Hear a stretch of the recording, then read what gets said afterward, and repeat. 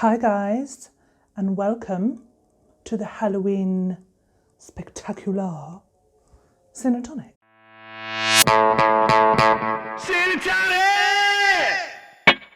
Spooky, spooky. Today's story is that of Ed Gein. I don't want to give any spoilers away, but it's creepy. As it's Halloween, I have pumpkins behind me, but I don't know if you can see them. Can now. Anyway, Edward Gein. Edward Gein was born on the 27th of August in 1906. He was born in Wisconsin to a George and Augusta. They were both natives of Wisconsin in the US of A. They had two sons. They had Henry, and then after that they had Edward. Augusta had a deep disdain for her husband, poor man. The marriage persisted because of their very religious views. So divorce was just like off the table. No. Augusta was quite a strong, independent woman, and she was the main breadwinner of the family. She ran a grocery store, and then eventually she went on to purchase a farm in Wisconsin, and that then became their family home. She wanted to move to the farm because she wanted to stop her boys like having much outside influence. She didn't want anyone coming in and ruining their minds and stuff. Like, she didn't like that. She wanted it to be very insular. The boys only ever left the farm to go to school. That was it. Other than that, they worked on the farm, they did chores on the farm, and they were a tight unit. This seems to be quite common as well in lots of cases. The parents just like hone it right in. They don't want any influence from the outside coming in. That's really interesting. She had deeply strong religious views. She would read to her boys every afternoon from the Bible, but she would pick quite dark verses like about death and retribution and things like that. So that's what she was reading to the boys. And she painted this really dark picture of the world outside of their farm. She believed that the world was evil. She would preach to them about the evils of alcohol and lots of things like that. She believed, and she told the boys, that every woman, except for her, were instruments of the devil and prostitutes. All of them. Gein did not have a happy childhood. He was picked on at school for his effeminate nature. Even the class teachers would ridicule him and copy his mannerisms and things like that. It was said that he would sometimes laugh out loud at things, like as if there was just jokes going on in his head. And the students and the teachers, they would all pick on him for things like that. Doesn't sound very nice. Poor kid. And he tried so hard to please his mother, really hard. He loved his mother. He tried very hard to make sure that she was happy with him. And she rarely ever was. And she would be quite horrible to the boys. She believed that they were just destined to become failures like their father. Not a very happy or loving environment at all for the Gein boys. Right the way through into their teenage and then early adult years, they still remained separated from their community, the outside world. They didn't have much to do with anybody else, so they only really had each other for company. In 1940, their father, George, unfortunately passed away from a heart attack. It was at this point that the Gein brothers had to go out and get some odd jobs and things like that to help with the money towards the farm and the house. Both of the brothers were considered to be honest and reliable and quite well respected within the community for all of these jobs that they did. They were both handymen, but occasionally Ed would babysit. And it was said that he was much more comfortable with children, like he was more on their wavelength. It was around this time the boys have gone out and got a little bit of freedom. They're doing some odd jobs. They're outside of their family farm unit, and their fathers died. Lots of things going on, lots of new things happening. This is when Henry, Ed's older brother, he started to reject the way that his mother was bringing them up and the things that they were told and how they were treated at home. And he started to badmouth her to Ed. And he was a bit worried about Ed's relationship with their mother and how he was always trying to really please her and how intertwined they were almost. He was a little worried about that, and he was quite often being quite negative about his mother to Ed. On May the 16th, 1944, there was a brush fire near their property. So the two brothers, they go off and they go out to try and extinguish it and make sure it doesn't come onto their property. Good boys. They get separated. Or do they? And later on, when the fire is extinguished, Ed goes to the police and says, my brother's missing. And he says that they went to put out the fire, they got separated, and now he can't find his brother. So off the police go to investigate, and unfortunately they find the body of Henry, Ed's older brother, and he's been badly burnt. The police were a little bit suspicious because the ground on which they found Henry's body was untouched by the fire. Weird. And he had bruises and things like that on his head. So the official cause of death was asphyxiation from the smoke, but they weren't really sure about what kind of happened. But there were no charges raised against Ed, and they just put it down to the fact that Henry died in the fire. And that was the end of that. Following the death of his brother, Gein lived alone with his mother on the farm, and they carried on as usual for about a year and a half. And then on December the 29th, 1945, Ed's mother passed away. She'd had a series of strokes. This was a really, really difficult time for Ed. And he said that, quote, he had lost his only friend and one true love, and he was absolutely alone in the world, end quote. Gein stayed on the farm. He stayed there alone. He supported himself with the odd jobs and things like that.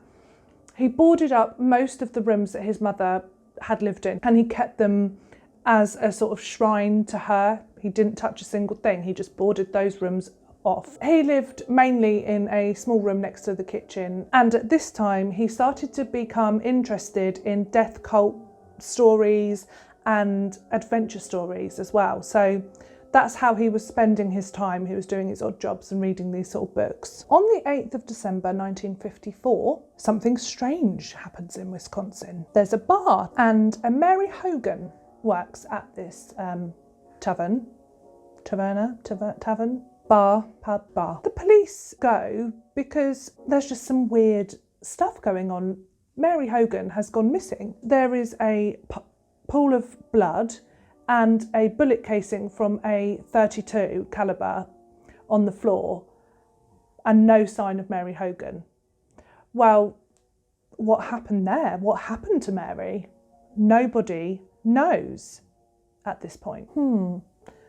Suspicious. 3 years later, on the 16th of November in 1957, another woman goes missing from Wisconsin. This time, there is reason to suspect Ed. The missing woman is Bernice Warden, and her son is like, Ed was the last person in here, 100% know this. He had been in the store the night before she'd gone missing, saying that he would be back the following morning for some antifreeze, a gallon of antifreeze.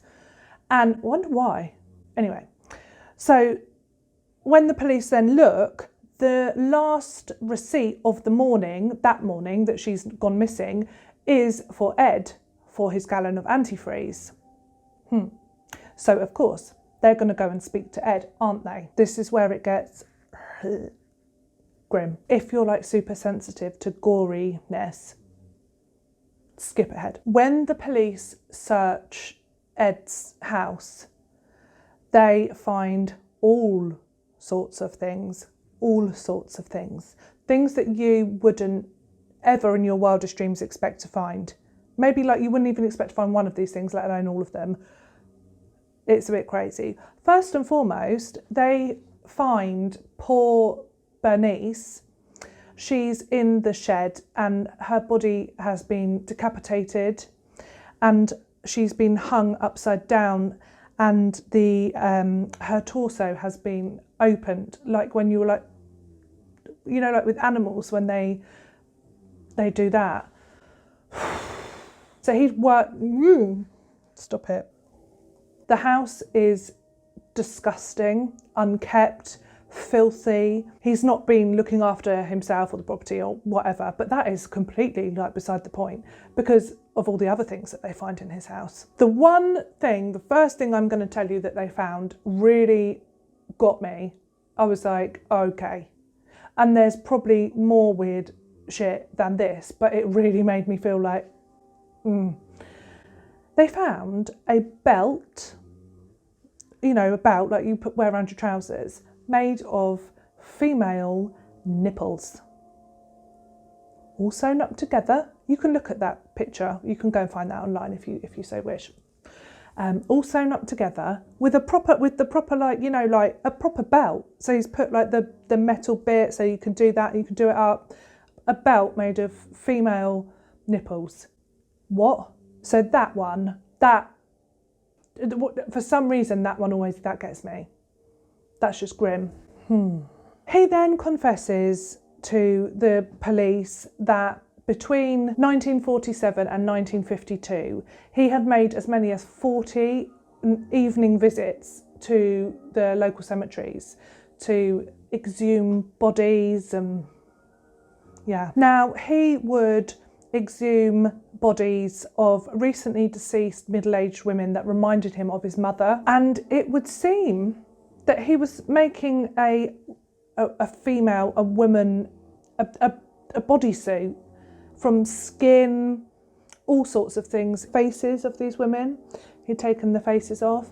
He was making this suit, and it was all stitched up together, proper, a full-on suit, bodysuit of skin. And he would get into it and wander about in his house. Whether he was trying to be his mother or feel close to her in some way. He was a very confused man. There's quite an exhaustive list of things that they found in Ed's house. I shall read some of those to you. 4 noses, whole human bones and fragments. Okay. 9 masks of human skin, like I said. Bowls made from human skulls. 10 female heads with the tops sawed off. Putting your crisps in there, who knows? Human skin covering several chair seats. Okay. Bernice Warden's head in a burlap sack. 9 vulvas in a shoebox. Skulls on his bedposts. Organs in the refrigerator. A pair of lips on a drawstring for a window shade. That's something else.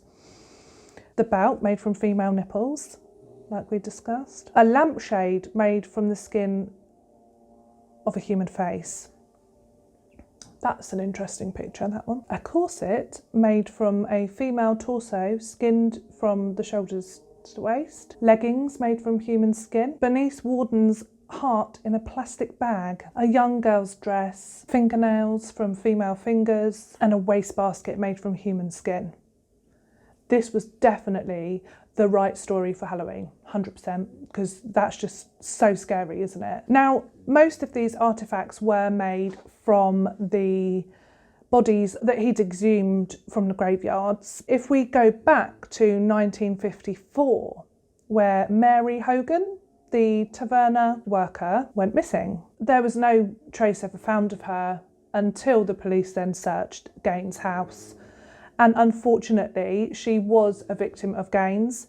He had entered into the taverna one night, that night that she went missing, and he had waited for everybody to leave. And then when she was on her own, he had gone behind the bar and shot her. And then he dragged her back to his house. A few things were found to be at Gein's house that were belonging to Mary Hogan, one of which was her face as a mask. So they found her face in a bag. I'm not going to need to eat any dinner tonight. He said that he stole from 9 graves, and that on all of the other occasions that he had gone to the graveyard, he had gone there in a dazed state, and most of the time he would go, he would be there, and then he would not feel right and leave empty-handed. And on 9 occasions, that is when he did exhume bodies of middle-aged women and take them home. And so began his hobby, if you like, of creating these pieces from skin and bones.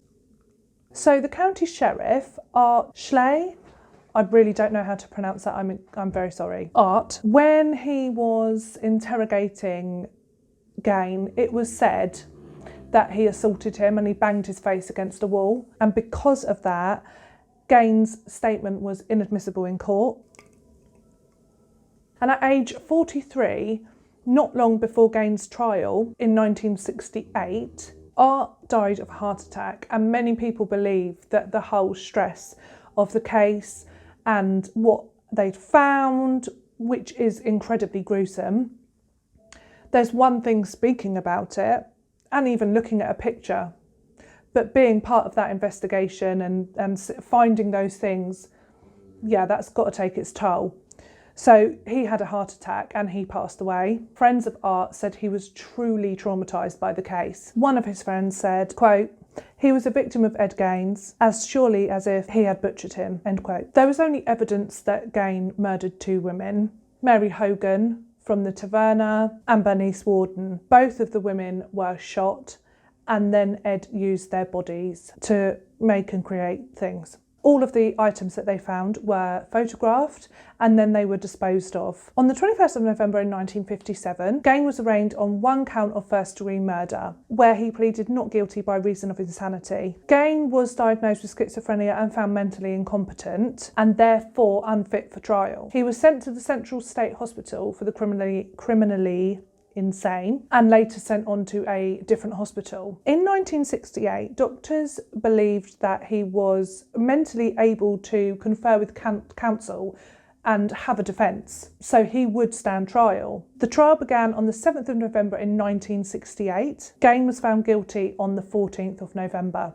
A second trial then dealt with Gein's sanity, and this is where it was found that he was not guilty by reason of insanity, and he spent the rest of his life in a mental hospital. Ed's house and his 195-acre property, that's huge, and all of his possessions were going to be auctioned off. And there was some worry that the house and the farm and all of the land would become like a tourist attraction, because that seems to happen quite often with like places where horrible, awful things have been committed. But then, early on the morning of March the 20th, the house burnt to the ground.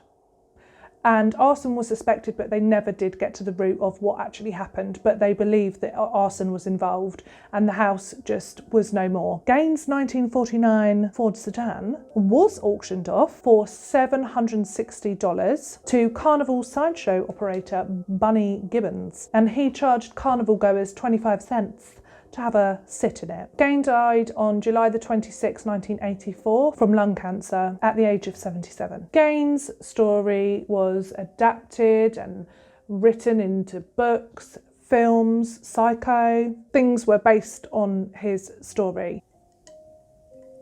His house and the things that they found in there are something of nightmares. Awful sad for Mary Hogan and Bernice Warden. Here's to them. Today's gin, Rock Rose. Loving this. Love a good bottle. This one's like almost kind of like clay. Really, really nice. Again, with the waxy and the popper. I'm always a little bit scared to do this. Oh, really, really delish. I think my eyes crossed then. Excuse me, Rock Rose. Really nice, citrusy, yummy flavour. And I paired it again with the Fever Tree small little cans of Indian tonic water. Simple but delish. Ice on a slice. As always, thank you very much for joining me today. I hope you have a fantastic Halloween, no matter what you are doing in these crazy times. Drink some gin, have some pumpkin pie. Never had that. It would be lovely if you could join me next week for another true crime story and a glass of gin. Bye!